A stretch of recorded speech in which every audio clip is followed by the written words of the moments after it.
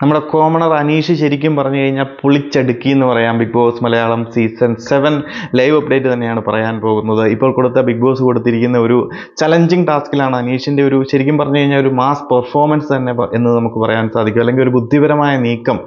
നമ്മൾ അനീഷിനെ പല രീതിയിൽ കണ്ടസ്റ്റൻസിനെ ആണെന്നുണ്ടെങ്കിൽ പോലും, നമ്മൾ പ്രേക്ഷകരെ ആണെന്നുണ്ടെങ്കിൽ പോലും അനീഷ് പല രീതിയിൽ വെറുപ്പിച്ചിട്ടുണ്ട്. എന്നാൽ നമുക്കറിയാം അത്യാവശ്യം ആൾ ലോജിക്ക് പരമായിട്ടും ടാസ്കുകളിലും ആണെങ്കിൽ പോലും ആൾ ഭയങ്കര പെർഫെക്റ്റ് ആണ്, സ്ട്രോങ് ആണ്, ബുദ്ധിപരമായ നീക്കങ്ങൾ പലതും നടത്താറുണ്ട്. അപ്പം ഈ ഒരു ചലഞ്ചിങ് ടാസ്കിലേക്ക് എല്ലാം ത്യജിക്കാൻ തയ്യാറായിട്ടുള്ള 3 പേരെ തിരഞ്ഞെടുക്കാനാണ് ബിഗ് ബോസ് കണ്ടസ്റ്റൻസിനോട് പറഞ്ഞത്. അപ്പോൾ അനീഷ്, ആര്യൻ, ജിസേൽ ഇവർ 3 പേരെയാണ് കണ്ടസ്റ്റൻസ് എല്ലാവരും കൂടി തിരഞ്ഞെടുത്തത്. തുടങ്ങിയപ്പോൾ തന്നെ കിട്ടിയ ടാസ്ക് എന്ന് പറയുന്നത് അനീഷാണ് ആദ്യം വായിച്ചത്. ആദ്യത്തെ ടാസ്ക് ലെറ്റർ എന്ന് പറയുന്നത്, ഈ ഒരു ടാസ്ക് ലെറ്റർ വായിച്ചു കഴിഞ്ഞാൽ ഉടൻ തന്നെ നിശബ്ദനായിരിക്കണം, ഈ ഒരു സീസൺ അവസാനിക്കും വരെ ആൾ സംസാരിക്കരുത്, വാ മുടിക്കെട്ടിയിരിക്കണം എന്നുള്ളൊരു ടാസ്ക്കാണ് അനീഷിന് കിട്ടുന്നത്. ആ അനീഷ് അത് വായിച്ച ഉടനെ തന്നെ അതിൻ്റെ നെക്സ്റ്റ് മൊമെൻറ്റിൽ തന്നെ അനീഷ് സൈലൻ്റായി, നിശബ്ദനായി അവിടെ അങ്ങ് നിന്നു.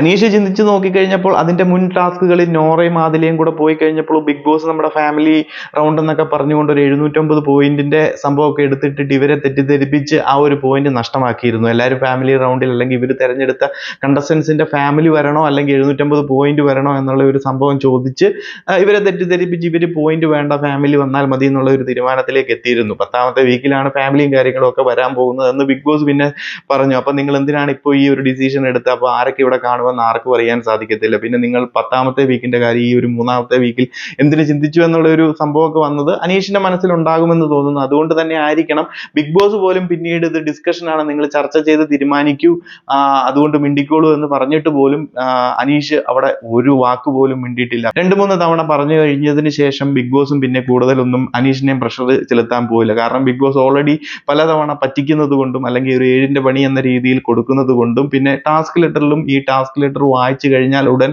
എന്ന് പറയുന്നത് കൊണ്ട് തന്നെ അനീഷിന്റെ സൈഡിലും ന്യായമുണ്ട്. ബട്ട് ഇത് പല കണ്ടസ്റ്റൻസും അനീഷിന് നേരെ പല പ്രശ്നങ്ങൾ ഉണ്ടാക്കി, വഴക്കുകളിലേക്ക് പോലും ഇത് കടന്നു. അതിലേക്ക് നമുക്ക് പിന്നീട് വരാം.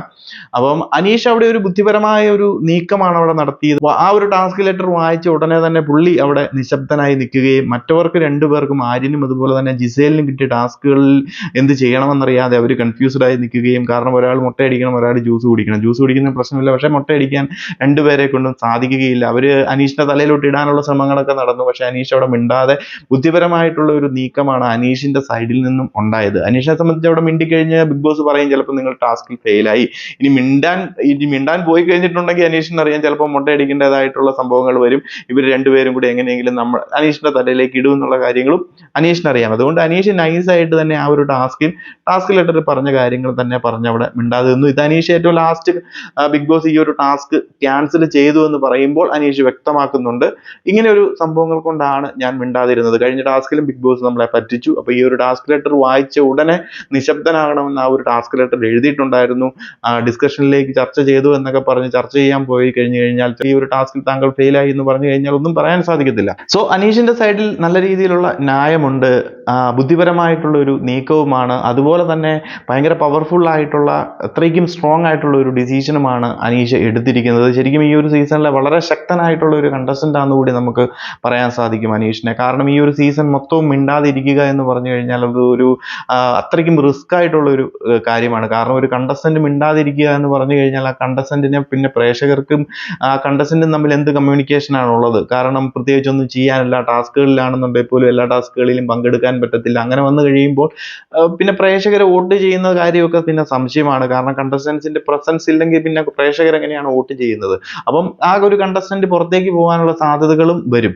അതിന്റെ ബാക്കി കാര്യങ്ങളൊക്കെ ബിഗ് ബോസ് പിന്നീട് ചിലപ്പോൾ മാറ്റാതിരിക്കാം, അതൊക്കെ പിന്നീടത്തെ കാര്യം. ബട്ട് ആ ഒരു മൊമെന്റിൽ ചിന്തിക്കേണ്ട കാര്യങ്ങളാണ്.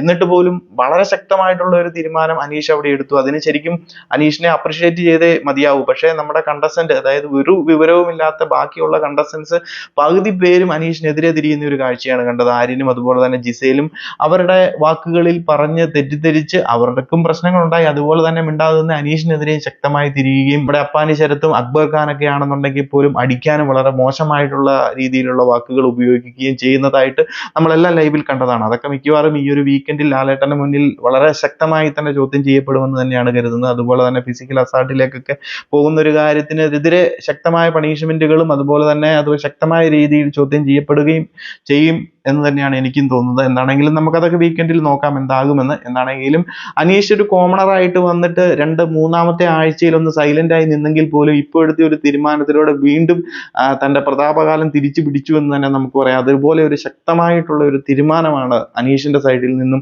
ഇപ്പോൾ ഈ ഒരു ചലഞ്ചിങ് ടാസ്ക് വഴി ഉണ്ടായത്. അപ്പൊ നിങ്ങൾ പ്രേക്ഷകർ നിങ്ങളുടെ അഭിപ്രായം ഒന്ന് പറയുക. അനീഷ് എടുത്ത തീരുമാനങ്ങൾ എങ്ങനെ ഉണ്ടായിരുന്നു? അനീഷ് അവിടെ നിന്ന് ആ ടാസ്കിൽ ഡിസ്കഷന് പോകാതെ നിശബ്ദനായി നിന്നതിൽ നിങ്ങൾ യോജിക്കുന്നുണ്ടോ?